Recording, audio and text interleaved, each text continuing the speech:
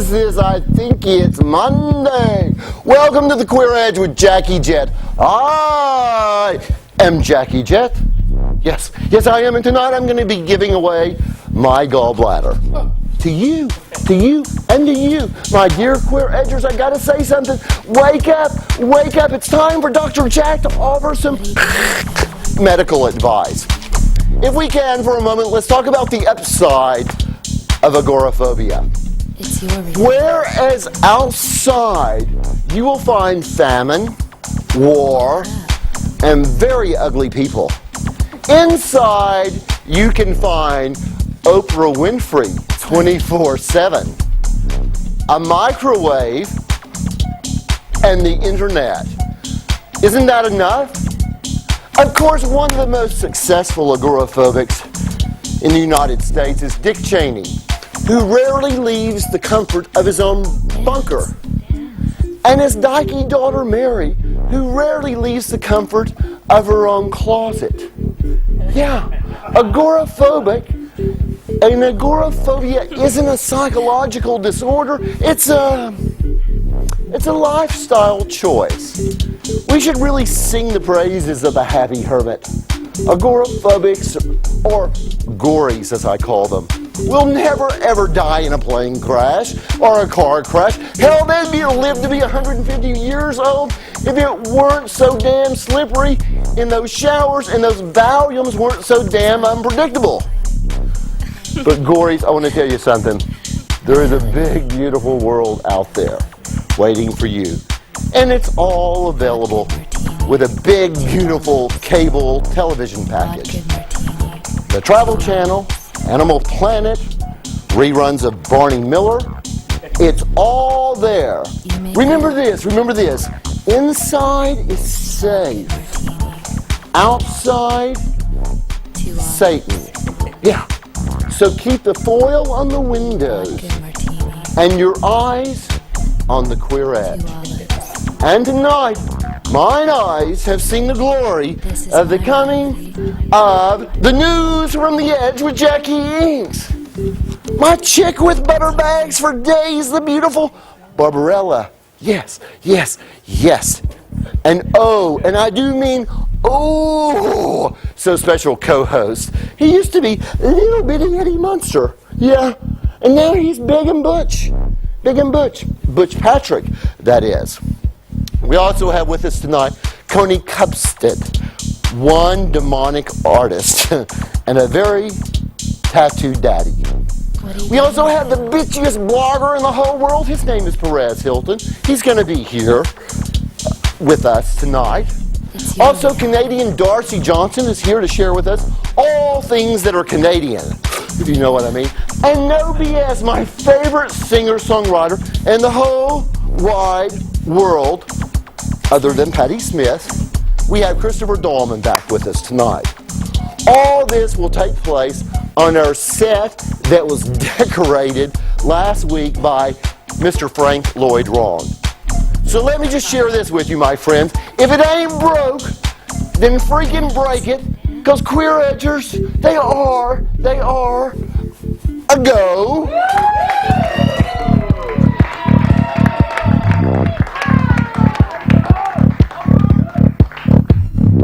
What are you doing right now?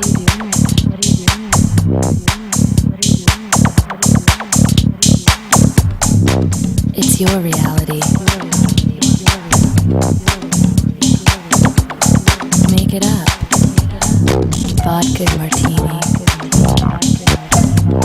2 olives. This is my reality.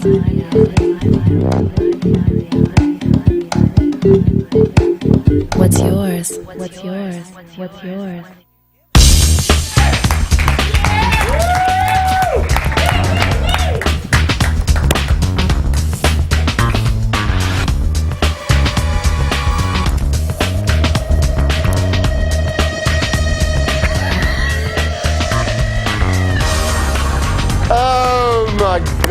Oh my God.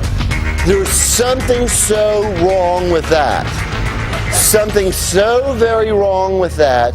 And you've got to trust me, guys, on this one. When Jackie Jett says there is something wrong with that.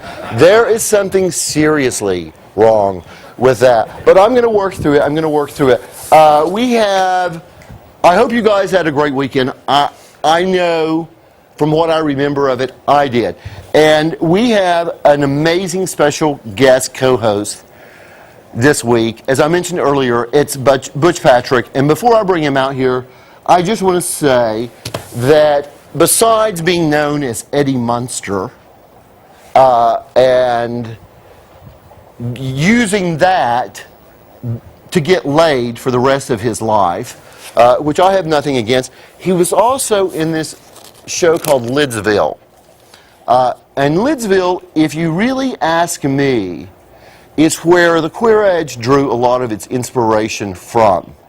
And I don't mean to brag or sound pretentious when I say that, but I like to think of our show as the Lidsville for the new millennium. And that's one of the reasons we have Butch Patrick here. Sid and Marty Croft, two of the finest stoners ever to make video and puppets, I've got to say. But we're right now, let's bring out little Eddie Munster, who's now all grown up, and he's now Big Eddie Munster. Or I think he prefers to be called Butch Patrick. Let's bring him out. Butch Patrick, come here. How you doing, buddy? Have a seat there. Thank you. This is my impression of Herman Munster. My impressions, you will find throughout the week, are impeccable. You know, there is, and the whole line of impressionists, there is Rich Little, and then Jett. You should see my Barbara Bush. Okay. My Barbara Bush is absolutely... The bubble-eyes? Yeah. What's new with you? I haven't seen you in 42 years. Yeah, well, I've been doing a lot of behind-the-scenes stuff lately. Okay. Been traveling a lot and doing the world thing, seeing a little bit of life. I've got a Grateful Dead tour bus that I'm selling. I'm doing a documentary on George Barris, who built all the TV cars for all the TV shows and the stars. And I have a show called Macabre Theater, which is like an Elvira show. So, and it's co-hosted by who? Ivana Cadaver. Ivana Cadaver. Yes. Someone's got their thinking cap on for that one. Yeah. I want to take a look. Do we have a clip from Lidsville? Because I got to tell you. Oh, God. Daddy Jack was digging on this show big time. And there were so many little subtle drug references in it. Subtle? Yeah. No. I was saying that to be nice to you, but they were pretty blatant. Yeah. And so let's take a look at this, and we'll come right back because I have some questions to ask you. That's it. Can we watch this clip, please? Stitches, master, and my flying carpet will be as good as new. We'll make those stitches good and tight, Weenie. We don't want to crash like we did last time. We're keeping our fingers crossed, lads. You'll make it. Now just tie up this end, and then it's off we go. Alarm! Alarm! Air raid! Air raid! Motorman approaching! It's Hoodoo! Anti-aircraft units! Ooh, battle stations! Ooh, battle stations!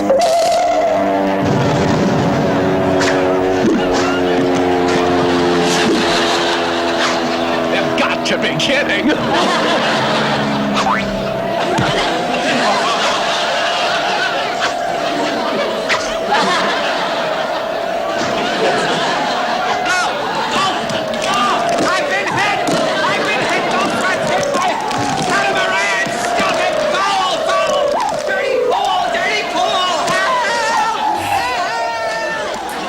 Okay, here's the thing. How old were you? You were really cute, by the way. If I would have been on that set, I would have come on to you. Yeah, Charles did. Yeah, Charles did. Charles Nelson Riley. And I'm assuming that you told Charles that's a big no. With an elbow. Yeah, you don't swing that way. No. And I hope you said if I were, it wouldn't be with you. As great of an actor as he is, right? Tell me this. Here, by the way, this is Lidsville, and you have this. The lunchbox, yeah. I got that the other day from a fan who swapped me some autographed photos for the lunchbox. With a thermos, too. Show it to me. I want to see. I collect these, and I find it hard. Jesus. For me? That is the most different thermos I have ever seen in my life. It's not the one that I had in elementary school, but then again, I didn't go to a Catholic school. So, I will take that. My girlfriend will want that. Your girlfriend would? What was it like? Because Charles Nelson Riley, with all due respect, how much time do I have before Jackie starts bouncing her boobs in order for the news? He is a fine actor. Yes, he is. And that was a great show. At that time in your life, were you aware of all the drug references? Somewhat. Not a whole lot. I was fairly naive. Okay, but what about the cast? Well, the cast, I didn't want to do the show. And Marty basically kept calling and calling and calling. And then Sid took me out to lunch, convinced me it would be like 11 weeks of work. They made Jack Wilde a star. I said Jack Wilde was the star from Oliver. You didn't make him a star. Now, I had a crush on him. I did have a crush on Jack Wilde. I thought the Bugaloos was kind of a cool show. Right. So I said, okay, this Lidsville thing, Saturday morning, all my friends will be asleep. Nobody will see it. Little did I know it was going to run 4 years and be #1. Right. And but everything they put out, puffin stuff? Come on. H&R, Hash and Reefer. Uh-huh. I never thought of that one. Yep. The Bugaloos, they're the land of the reds and the whites. All right, we've got to go to the news, but that show, not only was it drug-related, but it was run by a bunch of homos, wasn't it? Yes. Yeah. See, yes. Yes. So let's go ahead and say, were both the Crofts homos? No. Marty was married to a Playmate of the Year, Krista. Sid, I didn't know was gay, and I went to him with my problems with Charles. It was a big mistake. And then finally Sharon Baird straightened me out. She was the one that played Raunchy Rabbit. And she said, straight, gay, gay, straight, gay, gay, straight, gay. What about Billy Hayes? Billy Hayes gay. We're just outing all the people from Sid and Marty Krofft. That's what we do best here. That's really what we do best. So now we'll turn it over to Jackie Inks with some serious news. Honey, have you got anyone to out over there? News from the Edge with Jackie Inks. Hey!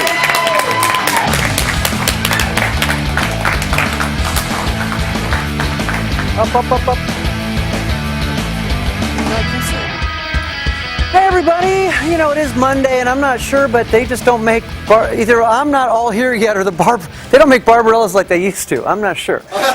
We have an interesting tidbit of news coming from our good friends on the Christian right. It seems the latest issue of Pat Buchanan's American Conservative magazine features the headline, After the Storm, and it features a cover photo, keep track here, of 2 women and 4 children walking through the aftermath of the New Orleans floodwaters. Katrina. The New York Post took another look and found upon closer inspection that one of the women in the photo is in actuality Jack, Lady Charles Nicholson, who is a famous Bourbon Street drag queen. We decided to follow up, and when we called Pat's magazine, we were eventually put on with a Buchanan spokeswoman. She told us that the magazine thought at first it was a very cool picture, but later admitted at being furious when informed of the apparent mistake. She did promise us that from now on, they would double-check every photo to make damn sure that every picture contained at least one conservative. We here have been keeping a well-peered queer eye on Sony Studios as we awaited the announcement of who was going to be the next James Bond, 007. We've known for some time that the new Bond movie was going to be called Casino Royale, but we didn't know who would be doing the sipping from the shaken, not stirred, chilled martini glass. Well, kids, now we know. Bond will be younger and, for the first time, blonder. Last Friday, the movie's producers confirmed that pretty much unknown actor Daniel Craig will be the new 007. There was a list of other possible secret super agents to pick from, and the Edge News team was able to get some inside dirt on why some of them were not considered as a real Bond. Ewan McGregor was considered to be too short. Colin Farrell was considered too sleazy. Hugh Jackman was considered too gay. And David Hasselhoff was considered too David Hasselhoff. And finally tonight, you may be aware that we have finally reached the Baseball World Series. The Chicago White Sox are playing the Houston Astros. And although it's too early to tell, maybe fate is on the Astros side. Back in round 1 in the 8th inning of what turned out to be the deciding game, Astro Lance Berkman hit a grand slam home run against the Atlanta Braves. And the ball was caught by an Astros fan named Sean Dean, who comes from Porter, Texas. 3 hours later, the game was still going on, and in the 18th inning, Astro Chris Burke won the game and the series for the Astros by hitting a homer that was caught by, guess who? Yep, Sean Dean. The game was the longest in playoff history, and the odds against Dean getting both of these historic balls are astronomical. Dean has been quoted saying he's become an instant celebrity, but I might personally be able to change that because it's simple. He may be unique at this very moment, but when Queer Edge gets worldwide big and huge, my surgeon will also have 2 really historic balls, mine. So there. I'm Jack Inks. Lots more Queer Edge after this. Hang with us. Happy Monday. Stay with us.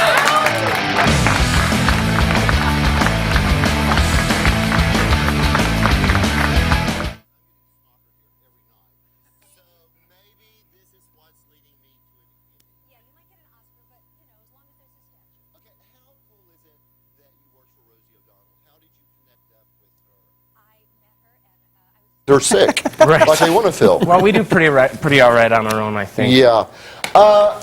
Christopher Dallman, let me just briefly tell our viewers, was on our show before, and here's the whole thing.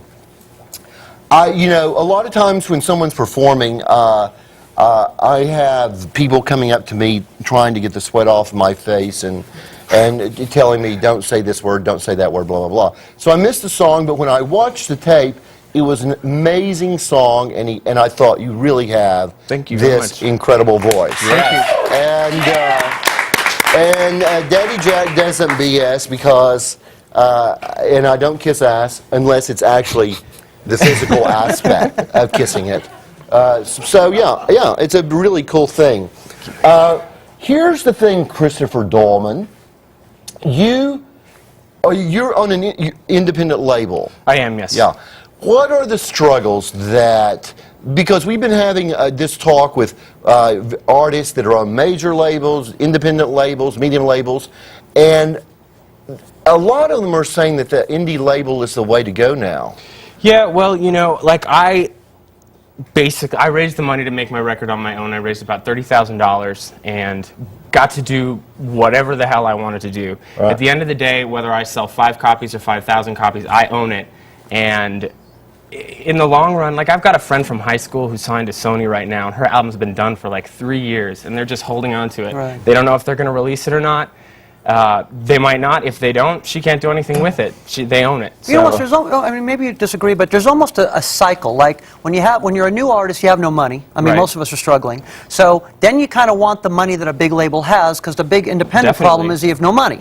But then you notice that a lot of, when you get mega huge, you know, the Garth Brooks of the world, you almost go back to wanting the freedom of an independent, and once the money problem's well, like gone, most of them do, like, you know, someone like Prince. they go back like to have that, what yeah. an indie brings you. Of course, they have the money to do it. Right. So really the major labels, all they really have that a struggling artist wants is money for tour support. They have the place to put it. They have the channels. I don't know what the hell I'm doing, you know. Yeah. Which for you comes first, the lyrics or the tune, or? It used to always be the lyrics. The older I get, sometimes something just pops up on its own. Sometimes I've got a melody and I kind of have gibberish that goes along with it, and then after a while, like one single line comes out, and that's kind of like the anchor. That's like, oh, that's what this is about, you know. Right. Now, in that song, you were talking about why sip it? What is it? Why sip it if I can? Why sip it if I can drink it down? And what's the next line? Why hold it if I can pass it around? Okay, now what are we talking about?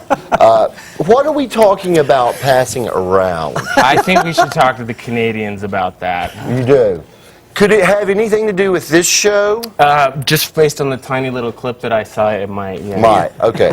So that tells me that you're a generous person, that you're a giver. Come over to my house. You're not a Bogarter. No, I'm not. No. Okay, well that's good to know. You also, do you have any groupies, by the way, other than me?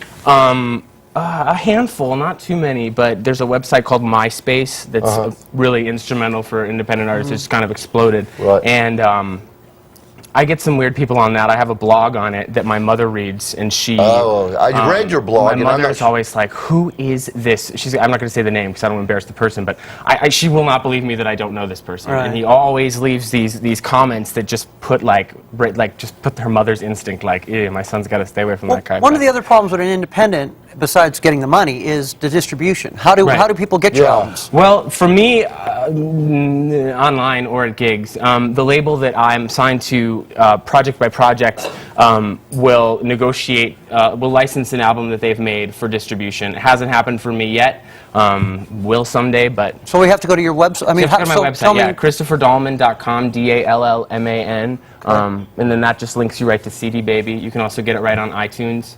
Oh, great. Yeah. Okay, now you also have a song called Motel, is it Pink? Motel Room, yeah. Motel Room. And that is about a breakup? Was that an actual? Yeah, it's about being cheated on, yeah. Yeah. And did that actually happen to you? Mm-hmm. Someone cheated on you? Someone cheated on me, Chris, yes. look at me in the eyes. Jack would never do that. Jack would never do that. Although, I guess by me saying that and having a husband of 12 years at home, there might be some hypocrisy there. But so be it. Thank you so much for coming back. Thank Come back you. anytime you want. Always. I don't care even if we're not here. Just come and just go perform whenever you feel like it. We'll be right back with more Queer Edge right after this. Stay tuned. Thank you very much.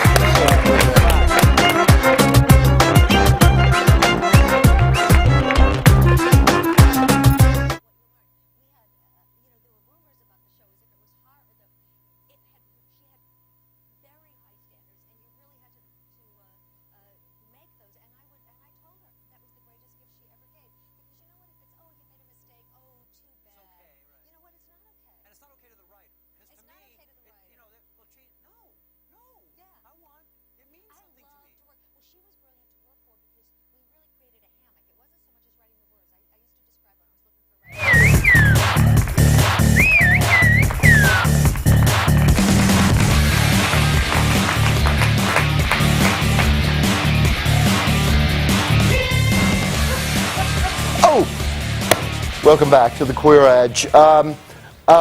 Here's a question I want to ask you about. Later this week, we're going to have Brandon Cruz on, who was on the courtship of Eddie's father. Went from that to being one of the lead singers of the Dead Kennedys, talking about going from one place to another.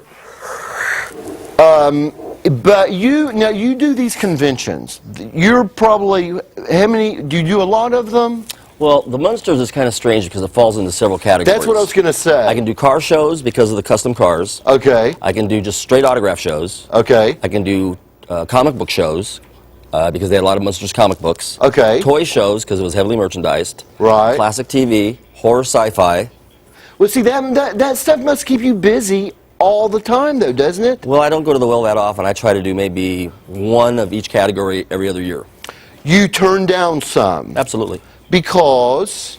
Well, because, you just don't want to look like you're out there going to the well too often. You bring your photos, and people are limited in the amounts of money they can spend, and if you show up every time, the money just gets less and less and less. Okay, so how does it work at a convention? They pay you for a signed photo? Yes, they'll come up and you have 8 or 10 photos to pick from, and they'll buy one from you.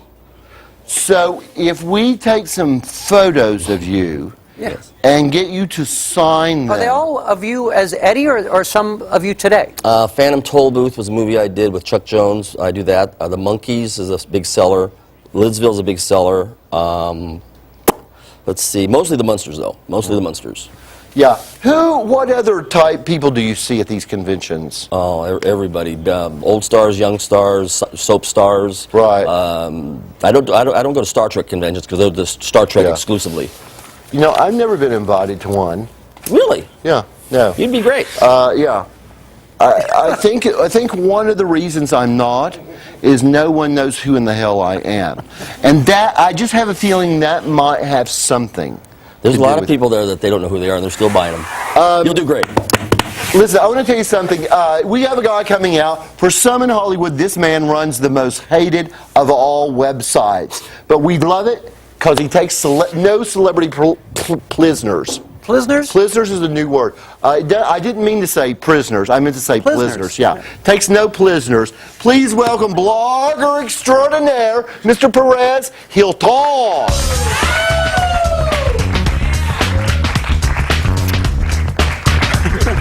Can I call you Daddy? Yeah, call me Dad. Yes. Now sit down, boy. Sit down. Eddie Munster. Cool shoes. Oh, thank Eddie you. Munster. And thank you so much for getting so dressed up for our show. You went out of your way and picked out probably your 7th or 8th favorite pair of jeans. No. The shirt I just got shipped to me for free by Ben Sherman, so I got to give him a plug. Uh-huh. And I'm all about the swag. So if I get something free, I'll wear it, and then I'll say it on camera. Okay. Even though they didn't pay for advertising. Okay. So I'm sorry Here's the about that. thing. You are more hated than I am, and I got to tell you, that's a level that you should be proud of. It's mainly the Catholics that hate me, but it's pretty much the world that hates you. Am I right? I think it's a good thing to be hated. You do? Yeah. Okay. And why is that, sir? What is this gossip? What do Because you it makes... I'd rather be hated than have people feel ambivalent about me. Yeah. Or indifferent. Yeah. Also, pity's a kind of a good thing. Pity is really underrated. Why wasn't I told about this hatred thing? We got a whole week of hatred coming up. Yeah, we're a hateful There's bunch. this one other emotion like, but we try not to do Yeah, it. we don't said you're going on the do show. like Everybody it. hates these people. But let's talk about you, Perez Hilton, for a moment or two, and then we'll come back to me. It's so odd that you're talking about me, because all I do is talk about other people. I know. Isn't that odd? Uh-huh. What, can you explain to us the whole thing about that? I know drives you crazy about the whole paparazzi. Like they go to restaurants where they, oh no, don't. But I mean, can you explain that to us? Yeah, that's something that really gets my go. You know, the celebrities go. They want to be seen when they want to be seen, but yet if they're at the grocery store, it's like, stay away from me. Just start Perez, start dishing the dirt on celebrities. Look right into the camera. They always want to be seen. Yeah. Like, a lot of these pictures, if you're going to go to lunch at the Ivy, which is a really popular restaurant in L.A., you know you're going to be photographed. Right. So if you don't want to be photographed, then don't go to lunch at the Ivy, Right. Go to IHOP. Exactly. That makes so much sense, though. That's what we can't understand. I mean, how many people really believe these people are being paparazziized when there's 400,000 restaurants to pick, 10 of them have photographers, and you picked one of the 10, but boy, you sure don't want to be seen. Exactly. Right. Plus, restaurants deliver food to your house. Yeah. Yeah. And just- not to mention the fact that really, if they don't want to be really known, they can certainly go work at Walmart and get very Yeah, little Unical's attention. hiring, I think. Like Shandy from America's Next Top Model. Is she working at Walmart? She did. Walmart? I know these things. That's why I have a website. She was my favorite. Did you watch Top Model? She was the pretty blonde girl. She worked at Walmart. Here's a funny story. After she was on the show, she moved to New York to try to be a model. And she was transferred to the New York Walmart. You're kidding. No, I'm not kidding. She's working back at Walmart. Well, she left after a Okay, bit. you obviously found this name Perez Hilton after Paris Hilton. Yes. It's brilliant the way I figured that out. Well, it's an interesting story how it came to be. I was in Miami, because that's where I'm from, for New Year's. And we went to a few clubs with my friends. And as soon as we were leaving, every club kept on saying the same thing. Oh, don't leave, don't leave. Paris Hilton is coming in a little bit. And after the third or fourth club, I'm like, that's not really happening. They're just kind of saying that because they want people to stay and spend a little more money, hoping that they would see Paris. I'm like, please, Paris Hilton isn't showing up, but Perez Hilton might. Oh, there you go. And then he did. And then he did. Okay, who's your favorite celebrity to riff on? I think that it changes, because if I kept on riffing on the same one, I'd be bored. Okay. It started off with Paris. Then I went through a slight obsession with China, the wrestler. Yes. Then a really long phase with Star Jones, all about Star Jones. Then I kind of moved into Lindsay Lohan, and I've kind of been stuck there for a while. A lot of people are stuck there. I know, but it's a great place to be stuck. Is it? It's very comfy. Okay, can I ask you about some that kind of make me nuts? Yeah. Gwyneth Paltrow kind of makes me nuts because she takes herself so serious.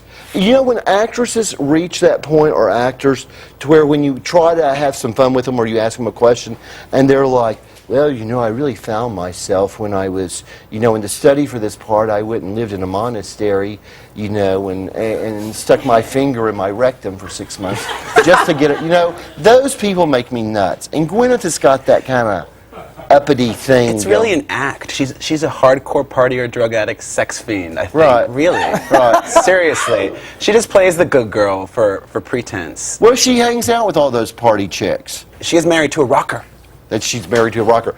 What about Tara Reid? I love Tara Reid. Because she's open about being a tramp. Though, she's trying to reform herself. Uh-huh. I'm not joking. I saw Tara Reid a week ago at this club, LAX, and I'm like, oh my God, there's Tara Reid, and she looks not so hoish. Uh-huh. And oh my gosh, she doesn't have a drink in her hand. She was drinking water. Okay, but didn't Tara Reid have a show recently, like on E or something? Called And now she's Paradise. something, and now she's cleaning herself. And now I'm hearing that she might get dropped. Well, the show was dropped. Okay, so.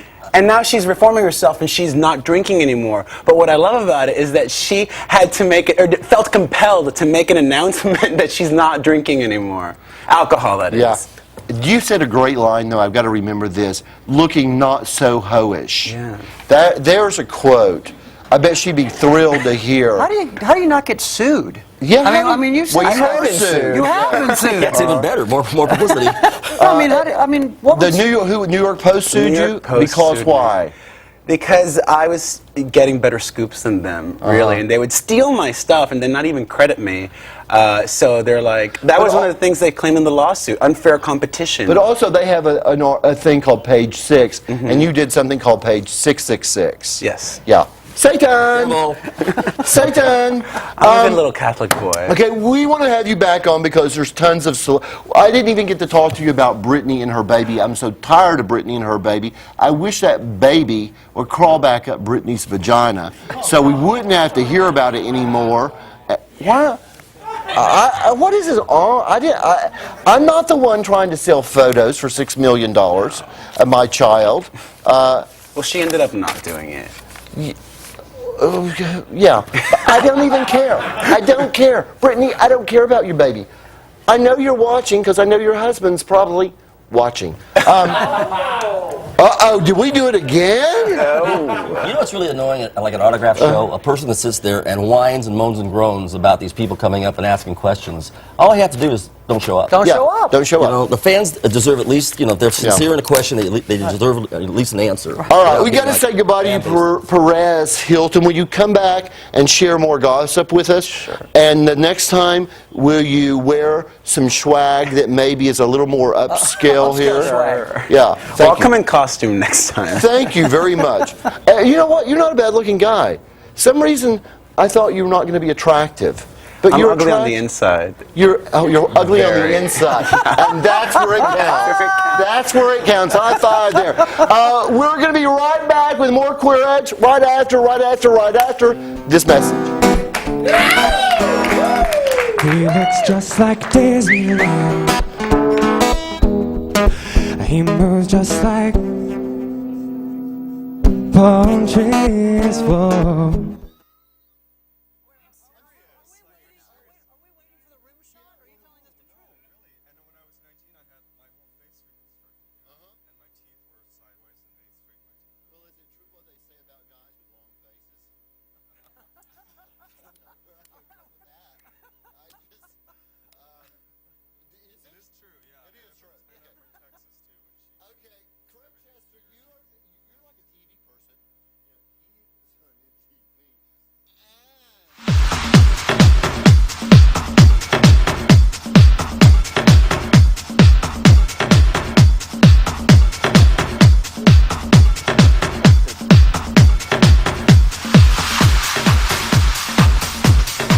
I love tattoos, I love demented dolls, and I love this artist for the evil crowd. Let's get to know the Dolly of Darkness, Tony KOOPSTEAD. KOOPSTEAD! Tony! How are you, guys? How are you? How about you? You know this dude? How are you? Pleasure. Hello. Nice to meet How are you? Thank you. That is a pretty wild shirt you got going on there. It's my fancy shirt. It is a fancy. It's your, as my mama would say, it's your Sunday go to meeting shirt. It is. Prayer meeting shirt. Yeah, provided that your Sunday go to meeting was a big fancy homo bar. What is it? Tell us, what exactly do you do? Because if you're telling, if you're going to tell me you're tattooed all over, then that pretty little shirt may have to come off. What are we going to do about that? How about just some sleeves rolled up? Yeah, I know. I've got a tummy these days. Yeah, so does Daddy. Can I just take a peek through here? Yes. Yeah. We'll see. And back here? Oh, yeah, we got all kinds of stuff. Wow. Bewitched. Oh, my. Samantha Stevens. Wasn't she not one of the greatest? Jeannie. Uh-huh. You've probably seen a lot of people with Munster tattoos on Yes. them. Yeah. Yeah, I see a lot of people that say, I got you tattooed. That's really. Oh. God, Endura was so mean to her. No, she was mean to. Oh, you mean in real life? No, on the show. I don't. No, she deal was in mean real to life. Durwood. Oh, that's right. She was. She can be mean to her daughter. I want to ask you this. You're carrying a doll. Yes. Yeah. Not a lot of men come on the show carrying dolls. Right. So, do you want to share your little doll with us, or? This is Jody, and I heard that you guys were like gonna have a party during Halloween, Yeah, it's coming up. Vampire. So is that Jodie Foster? No, Jody from oh shoot, I can't remember. It was a. Did you make this evil doll? Yes, she's my zombie Barbie. Okay. Do you have? Well, we've got a clip. Do we have a clip of what this dude's all about? Let's check it out then. Let's check out, and then we'll come right back. Let's see what this dude does. Rear Ed, welcome. Ready to take a tour? Come on in.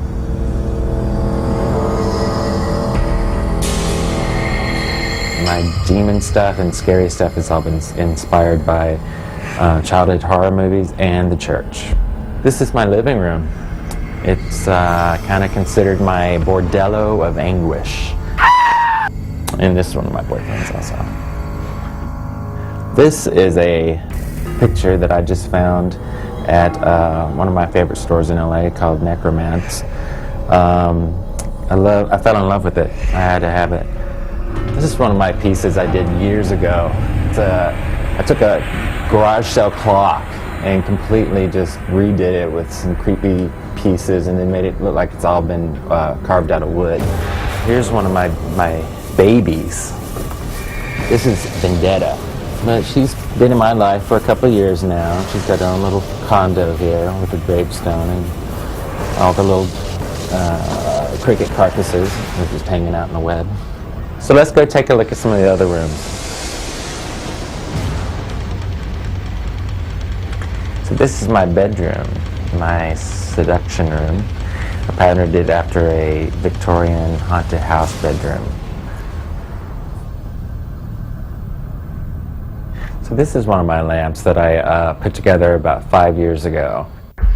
So Lilith's only my second of the two Black Widows that I have left. There was another one that just kind of disappeared, so she could be in the house anywhere. So this is my toy room, but really it's my bunny's room. My business partner and I got together on a concept to make a gothic version of Raggedy Ann. And we came up with Tragedy Ann and Misery. Jaded Jenny is one of my pieces that was a drawing from an employee from Hot Topic, and we put her out. This is actually the prototype that I built, and behind me is the factory-made one. I had a lot of fun doing this one, and she sold out like hotcakes. One of my most prized possessions is a I Dream a Genie bottle that I painted and got lucky enough to have Barbara Eden sign the bottom of it.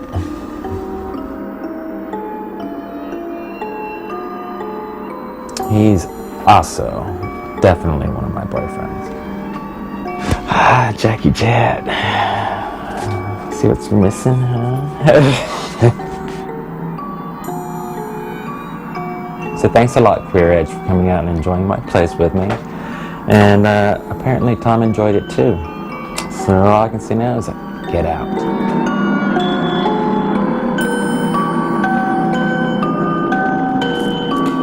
Yeah. You're practically a super collector.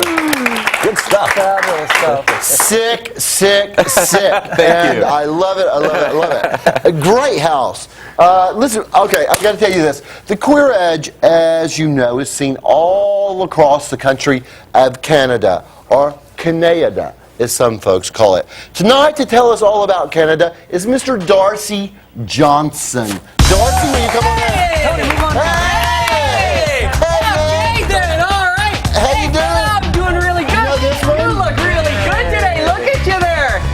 Pretty lady there, how you doing there, fella? All right then, okay. What's happening? Am I excited to be here? I am the biggest fan of the Jackie Jett show that ever lived. That's Jackie Inks right there. I watch you guys all the time. I love this show. Well, we're glad that you do. I am so excited to be here. We love yous up in Canada. We watch your show all the time. It's big stuff up there, fellas. It's big stuff. Well, that's what we've been hearing through the grapevine. Oh, you know it. I mean, like, I'm always on the phone. Like, I call my friends in Nanaimo, and I call my friends in Halifax, and that's coast to coast, buddy. And they all say, we're watching. It's good. Uh-huh. Yeah. And are your friends mentally challenged? No, they're Canadian. Oh. Okay, well, same thing, I guess. So what I want to do, I want to make a little proposal here. I came down here just to do this. You guys, I want you to move the entire show production team, these camera fellas. I want the Barbarella over there. I want the whole darn thing to move on up to Canada with us. Well, can we do that, Jackie? I think you can do that. I think you can do it. So to persuade you, what I did... Give us some reasons. I'm going to give you some reasons right here, Miss Jackie Inks. What I'm going to do, I'm going to read you, with all apologies to David Letterman, I'm going to read you the top 10 reasons you should leave California and move to Canada. Okay, it's the other CA, eh? Okay, you ready for this now? Number 10, 9 out of 10 Canadians love you, while 9 out of 10 Americans love NASCAR. That's just fellas driving around. Yeah. Number 9, Canada is sort of like a gay America. Yeah, it really is. It's a real sweet place. You'd like it. People dress real nice up there. Number 8, we don't invade other countries. We just tell them how disappointed we are with them. Number 7, we have the highest per capita of glue sniffers outside of Panama. Yeah, you sold me right there. I know, you're all about that. Number 6, the only senseless fighting we like is called hockey. Yeah. We give away prescription drugs with every fill-up. Yeah, we just throw that stuff right at you. We throw it away. Number 4, with the exchange rate, your jokes are 30% funnier. Well, of course, right now you have to understand mine are 30% less funny. I'm really good up here, but I'm just, right now.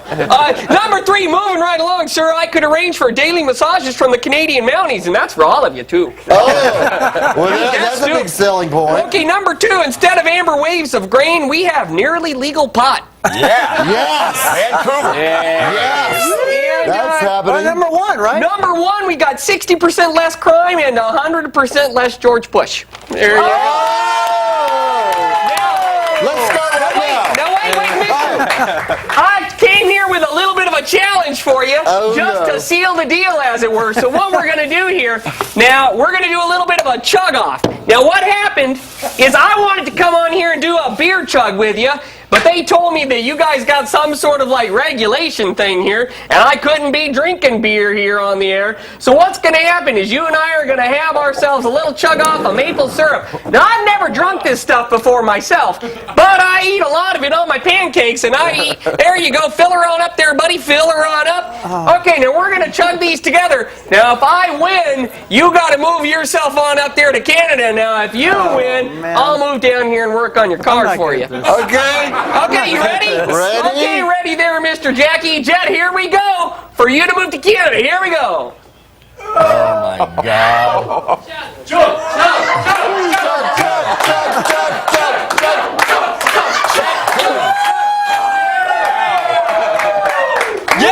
you're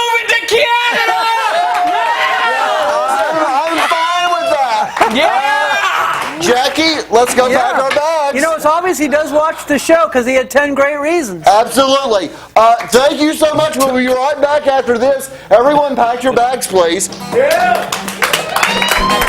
That was great. Oh, my God. Something in the air, leaves on the ground. Rustle and rustle, and you know you've got a fire, baby.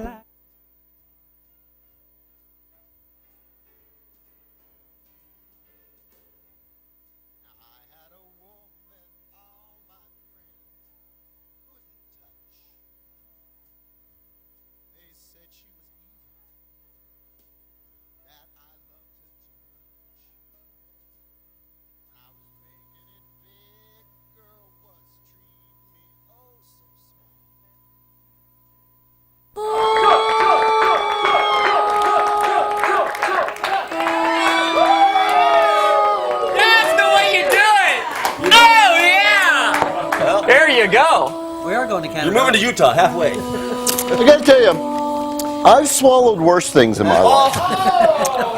And what is this O thing from these people? We've only got a couple of minutes, but again, I've got to real quick tell you, this is not just a show about fun. This is an educational, this is a learning experience. This is no child left behind, no drugs left behind. And so we're going to start with you, Christopher Dallman. What have you learned today? I have learned that you would never have cheated on me, and I made the wrong decision a long time ago. See? That's so sweet. That's so sweet. Yeah. Will you give this to pass that down? Yeah. Hey, that's how sweet you are. Okay. And sir, what have you learned? I've learned that I like being on TV. Yeah. You look good on TV. And that I need to pass my places, like a, what am I trying to say? My web space is what I'm trying to say. Here's what you need to do. You need to learn to take some speed. Okay. What about you, Darcey? Well, you know what I learned is that when I chug back a big old beer, I get good and baked. But when I chug back a bunch of maple syrup, I feel like hurling. Okay. Well, we'll do that later. Perez? I learned that Charles Nelson Riley is a big old perv. Okay. We gotta say Canadians talk really loud. Say it. Canadians talk really